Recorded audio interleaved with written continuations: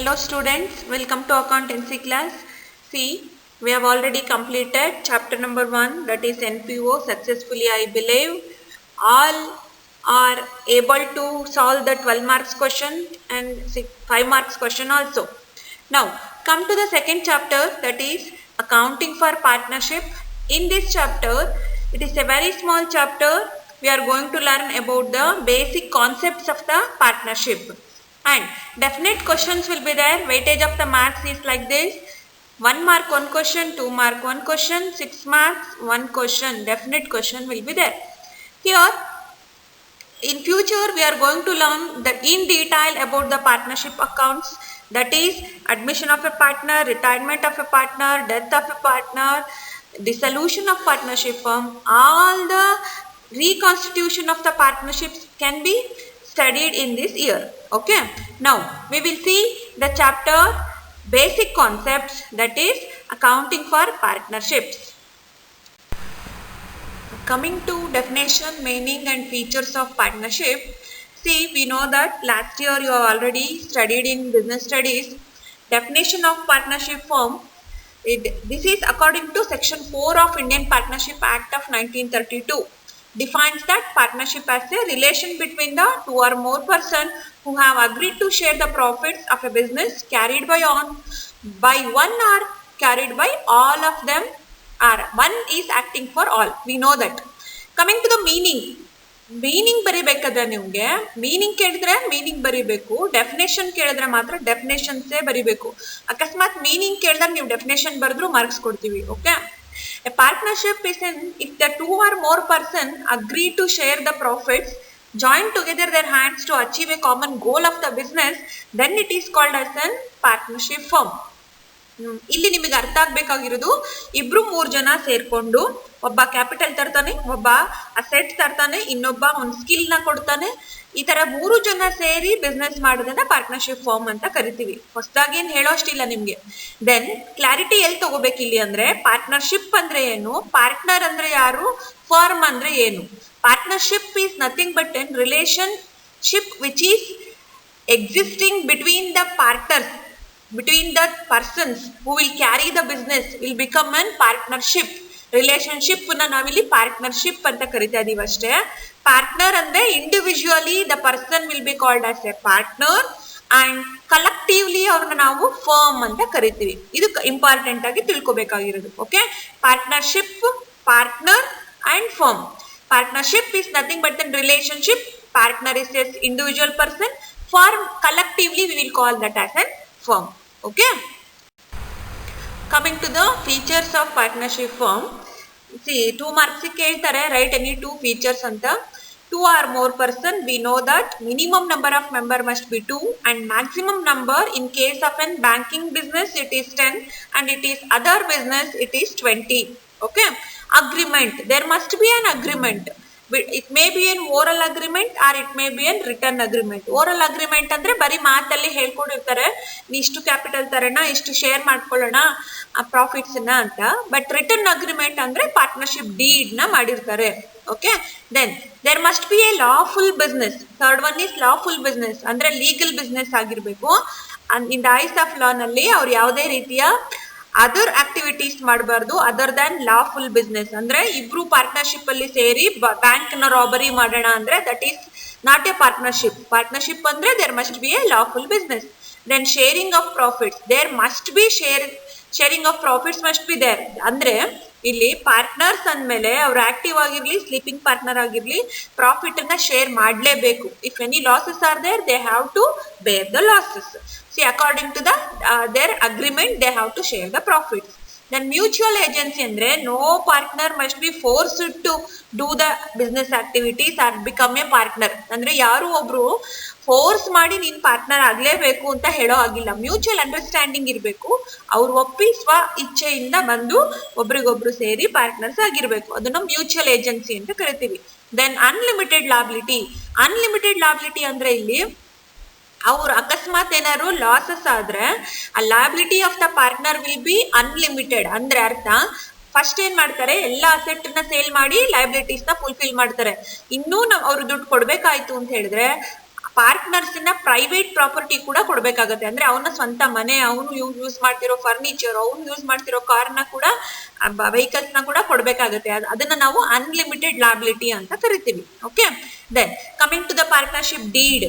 Partnership deed ಅಂದ್ರೆ it is nothing but articles of partnership ಅಂತ ಕೂಡ ಕರಿತೀವಿ. ಇಲ್ಲಿ ಡೀಡ್ಗೆ ಬರಿಬೇಕಾದ್ರೆ ನೀವು ಇದ್ರಲ್ಲಿ ಬರ್ದಿರೋ ಎಲ್ಲ ಇಂಪಾರ್ಟೆಂಟು ಇದೆ ನೋಡಿ. ಇಲ್ಲಿ when the partnership agreement is written, ಅದು ಬರ್ದಿರ್ಲೇಬೇಕು, ಓರಲ್ ಅಗ್ರಿಮೆಂಟ್ ಆಗಿರಬಾರ್ದು. And signed by all the partners, ಯಾರಿಗೊಬ್ರಿಗೂ ಗೊತ್ತಿಲ್ಲದೆ ಇದ್ದಂಗೆ ಮಾಡಂಗಿಲ್ಲ, ಎಲ್ಲ ಪಾರ್ಟ್ನರು ಸೈನ್ ಆಗಿರ್ಬೇಕು. And it is duly stamped according to stamp act. ಅಂದ್ರೆ ಅವ್ರು ಯಾವ ಡಾಕ್ಯುಮೆಂಟ್ ಅಲ್ಲಿ ಬರೀತಾರೆ ಅದಕ್ಕೆ ಸ್ಟ್ಯಾಂಪ್ ಆಗಿರ್ಬೇಕು. ಅದು ಗೌರ್ಮೆಂಟ್ ಇಂದ ಫಿಕ್ಸ್ ಮಾಡಿರ್ತಾರೆ. ಈಗ 1 ಲಕ್ಷ ಅಗ್ರಿಮೆಂಟ್ ಅಮೌಂಟ್ ಇದೆ ಕ್ಯಾಪಿಟಲ್ ಅಂತ ಹೇಳಿದ್ರೆ 1,000 ರೂಪಾಯಿದು ಸ್ಟ್ಯಾಂಪ್ ನ ಹಾಕಿರ್ಬೇಕು. ಅಥವಾ ಇವಾಗ ಡಾಕ್ಯುಮೆಂಟ್ ಸಿಗತ್ತೆ, ಅದು ಸ್ಟ್ಯಾಂಪು ಪೇಪರ್ ಸಿಗತ್ತೆ, ಅದ್ರ ಮೇಲೆ ಟೈಪ್ ಮಾಡ್ತಾರೆ. That is stamp act. According to stamp act it is called as a partnership deed. More important to it must be signed by all the partner, it must be written, and it must be stamped according to the stamp act. It is called partnership deed, and ಇದನ್ನ ನಾವು articles of partnership ಅಂತ ಕೂಡ ಕರಿತೀವಿ. Okay, next coming to contents of partnership deed. Partnership deed ಅಲ್ಲಿ ಏನೆಲ್ಲ ಹಾಕ್ಬಹುದು, ಏನೆಲ್ಲ ಇರುತ್ತೆ ಅಂತ ನೀವು ಆಲ್ರೆಡಿ ಓದಿದಿರಾ. ಇದು 2 ಮಾರ್ಕ್ಸ್ ಕೇಳ್ಬೋದು. Write any 2 contents of partnership deed. Name of the firm, address of the firm, address of the partners, name of the partners, nature of the business, principal, place of the business, duration of partnership firm, profit and losses, sharing ratio of the partners, rate of interest of the capital loan if any given by the partner, and drawings etc. So ಇದು contents ಅಲ್ಲಿ any 2 ಕೇಳ್ಬೋದು. ಅದ್ರಲ್ಲಿ ಏನೇನೆಲ್ಲ ಬರಿಬೋದು ಅದೆಲ್ಲದನ್ನು, ಅಂದ್ರೆ name, address, nature, principal, place, everything you can write. Okay, this slide is very important here. Provision of Indian Partnership Act 1932 in the absence of partnership deed. Correct ಆಗಿ ಅರ್ಥ ಮಾಡ್ಕೊಳ್ಳಿ. ಇದು ಸಾಮಾನ್ಯವಾಗಿ ಸೆಕ್ಷನ್ ಇ ನಲ್ಲಿ ಡೆಫಿನೆಟ್ ಕ್ವಶನ್ ಇರುತ್ತೆ 5 ಮಾರ್ಕ್ಸ್ಗೆ. ಇಷ್ಟೇ ಕೇಳ್ತಾನೆ, ಏನ್ ಹೇಳಿರ್ಬೇಕೋ ಅದನ್ನ ಅಷ್ಟು ಮಾತ್ರ ಬರೆದ್ರೆ ಆಯ್ತು. ನೋಡಿ ಏನ್ ಹೇಳ್ತಾ ಇದ್ದಾನೆ ಅಂತ ಹೇಳಿದ್ರೆ, ಈಗ ಪಾರ್ಟ್ನರ್ಶಿಪ್ ಡೀಡ್ ಇಲ್ಲ ನಮ್ಮ ಹತ್ರ.